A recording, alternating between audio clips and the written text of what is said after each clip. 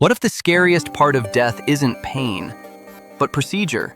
Not fire, not monsters, not eternal screaming. A system.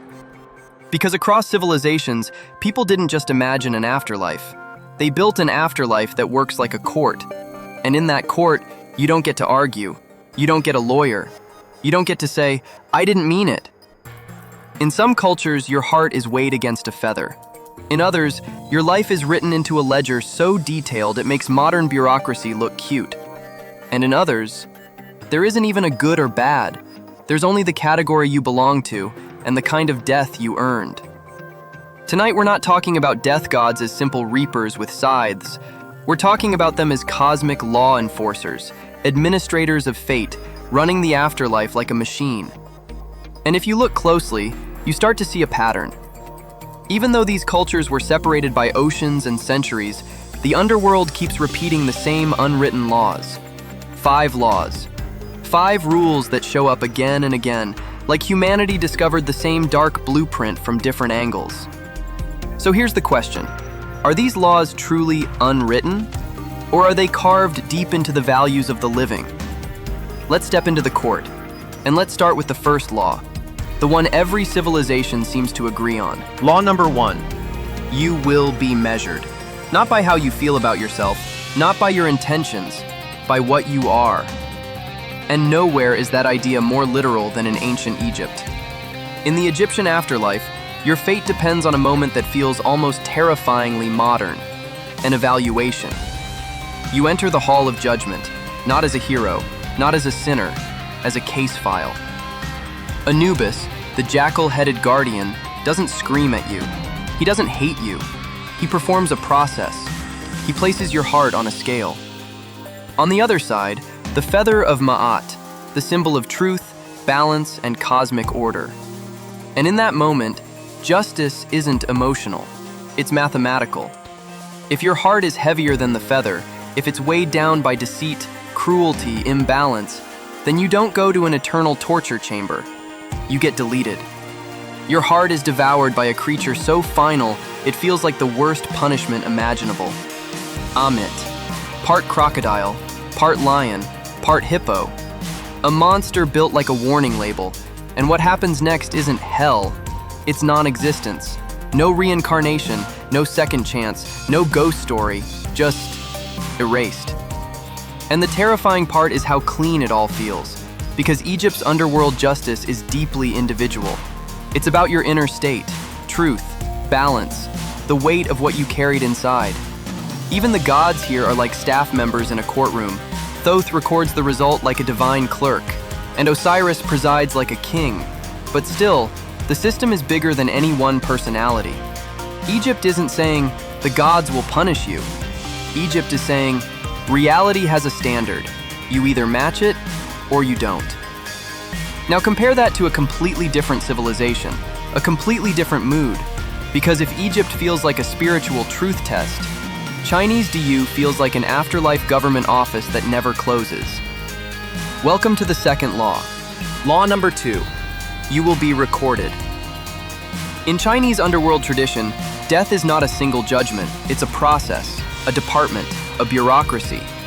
Your soul doesn't just arrive and get weighed, it gets processed. There are courts, there are judges, there are procedures, and above all, there are records. A karmic ledger, an account of your actions, not just the big dramatic sins, but the small ones too. The kind of things people forget. The lie you told when it was convenient, the harm you caused when no one was watching, the disrespect you showed when you thought it didn't matter. This is why the Chinese underworld hits people differently, because the fear isn't, what if I get punished? The fear is, what if everything I did was noticed?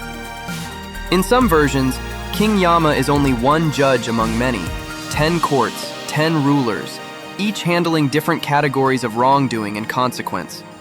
It's not a single dramatic verdict, it's a multi-stage system, which is scarier than a monster because a monster is personal, a system isn't. A monster can be negotiated with, a system doesn't care, and the contrast is powerful. Egypt asks, is your heart balanced?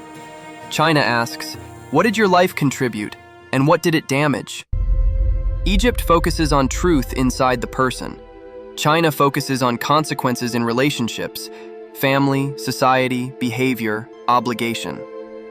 In Egypt, justice is purity and cosmic harmony. In China, justice is accountability, and the receipt is itemized. But here's where it gets darker, because both systems imply something brutal. Even if you escape human courts, you don't escape the cosmic one. Now, at this point, most people assume every underworld works the same. You live good, you go to heaven. You live bad, you go to hell. But that assumption collapses when you step into Norse mythology. Because Norse underworld justice introduces a third law, one that shocks modern audiences. Law number 3. The afterlife isn't always moral, it's situational. In Norse belief, the way you die can matter as much as the way you lived. That's not fair, at least not by modern standards, but it tells you something about the society that believed it. This is a culture built around survival, honor, and a brutal natural world. So the afterlife becomes less like a courtroom and more like a sorting system. Some warriors who die in battle are chosen for Valhalla, others go to Folkvanger, associated with Freya. And then there's Helheim, ruled by Hel, a figure often portrayed as half-living, half-dead. Cold, bleak. Not necessarily a place of evil, but a place of the ordinary dead, the ones who didn't die in glory. And that's the terrifying Norse twist. The punishment isn't flames, it's meaninglessness. Because in a culture where honor is survival currency, the worst fate isn't pain, it's being forgotten. And hell doesn't need to torture you. She only needs to rule a realm where the fire is gone, the warmth is gone, and the world feels like it's already ended. So Norse justice isn't just about what you did, it's about what kind of life you embodied, what role you played, what story you leave behind. Which leads us into the Greek underworld, where justice becomes something else entirely. Not a scale, not a ledger, a map. Law number 4. Justice is geography. Greek mythology takes the afterlife and divides it like a world with neighborhoods. And that is a terrifying kind of justice, because it makes fate feel organized. Hades rules the underworld not like a demon, but like a king of a distant nation. Detached, firm, not interested in your excuses. And within his domain, there are regions. Elysium, the paradise for heroes, the blessed, the honored. The Asphodel meadows, the gray zone, the place for ordinary souls. And Tartarus, the prison, the abyss, reserved for the most extreme crimes or cosmic rebellion. And then there are the judges, Minos, Rhadamanthus, Iacchus. Not monsters, not executioners, just officials of the dead. And Greek underworld justice becomes a reflection of Greek society itself, a world that respects status, legacy, excellence, and consequence. But here's what makes Greece different from Egypt and China. In Greece, the underworld is not a single moral equation. It's a landscape where different fates exist side by side, which raises an unsettling idea. If justice can be zoned, then maybe the universe isn't asking, "Are you good?" Maybe it's asking, "Where do you belong?" Now we've seen 4 styles of underworld justice: Egypt, measurement; China, records; Norse, circumstance; Greece, geography. And now we hit the 5th law, the one hiding inside all of them, the one you only see when you step back. Law number 5, there is no appeal. And this is where the story becomes truly unsettling. Because once you notice these systems, you realize something. Underworld justice isn't designed for the dead, it's designed for the living. Here's the twist. These myths are not just stories about what happens after you die, they're systems meant to shape behavior before you ever reach the grave. Egypt teaches, keep your heart balanced, live in truth, stay aligned with order. China teaches, your actions ripple outward, everything is counted, consequences don't disappear. Norse teaches, live with honor, because the world is harsh and your reputation may be the only immortality you get. Greece teaches, your legacy matters, your actions place you somewhere, and the universe doesn't need to hate you to categorize you. In every case, the underworld is a mirror, not of death, of society, of values, of fear. And once you see that, the role of death gods becomes clear. They're not just reapers, they're enforcers of cultural meaning. They turn morality into architecture. They take ethics and give it a face. A courtroom, a clerk, a judge, a ledger, a scale. Now you might ask, who decides these rules? Are the gods inventing them? Or are humans projecting their own systems upward into the sky? And that's where this gets even more modern than you expect. Because you can still see these underworld laws in the world today. We talk about karma, even when we don't believe in gods. We talk about being judged, even when we don't believe in heaven. We talk about having skeletons in the closet, as if our secrets carry weight. We talk about paying for what you did. We talk about getting what you deserve. Even in movies, we keep repeating the same logic. Good actions lead somewhere bright. Bad actions lead somewhere dark. But the most terrifying stories, the ones that stay with you, are rarely about monsters. They're about systems, the unstoppable process, the cold verdict, the rule that doesn't bend. And that may be why underworld myths never die. Because deep down, humanity can accept pain. Humanity can accept chaos. But humanity cannot accept a universe where nothing matters. So we build courts in the afterlife. We invent judgment.